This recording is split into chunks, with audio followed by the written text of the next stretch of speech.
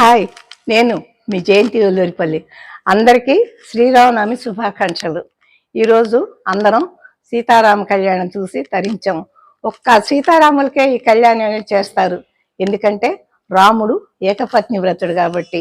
మరి ఒకే మాట, ఒకే బాణం, ఒకే పత్ని, అది ఒక ప్రత్యేకమైన లక్షణాలు ఈ రామావతారంలో ఉన్నాయి. అందుకనే రాముడిని ఆదర్శంగా తీసుకున్నాం. రాముడు ధర్మానికి ప్రతీక అని ఎందుకన్నామంటే ప్రతి దాంట్లో కూడా ఆదర్శంగా నిలిచాడు. తండ్రి మాటకి ఎదురు చెప్పలేదు. దశరథుడు కోరిన వెంటనే అరణ్యానికి వెళ్ళిపోయాడు. మరి అలాగే ప్రజలు కోరినంతలో సీతాదేవిని అడవికి పంపించేశాడు.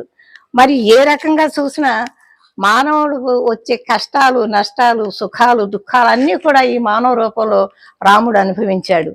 అందుకని ఇక్కడ మనకేం తెలుస్తుందంటే మెసేజ్, కష్ట సుఖాలు ఇవన్నీ కూడా ప్రతి మానవుడికి వస్తాయి. అయితే వాటిని వాటి నుంచి ఎలా బయటపడాలి, ఎలా ధర్మాన్ని కాపాడుతూ బయటకు రావాలనేది ఈ రామావతారం సూచిస్తుంది మనకి. మరి రామావతారంలో అందరూ అంటారు, అందరినీ కష్టాలేను రాముడికి ఏం సుఖపడ్డాడు, ఎందుకు రాముని పూజ చేయటం అంటారు. అలా కాదు, రామ అంటే చాలు, రాముని పేరు తలిస్తే చాలు, రాముని రామాయణం చదివితే చాలు, మీ సర్వ పాపాలు, సర్వ రోగాలు సర్వం నివారింపబడతాయి. కాబట్టి రాముడిని అలా ఎందుకు ఈ జన్మలో ఎందుకు ఆయన కష్టాలు వచ్చినాయి అంటే, రాముడు ఏంటంటే ఆయనేమి బాధపడలేదు. ఆయన చాలా ఇష్టపూర్వకంగా తండ్రి రాజ్యాన్ని పాలించాడు.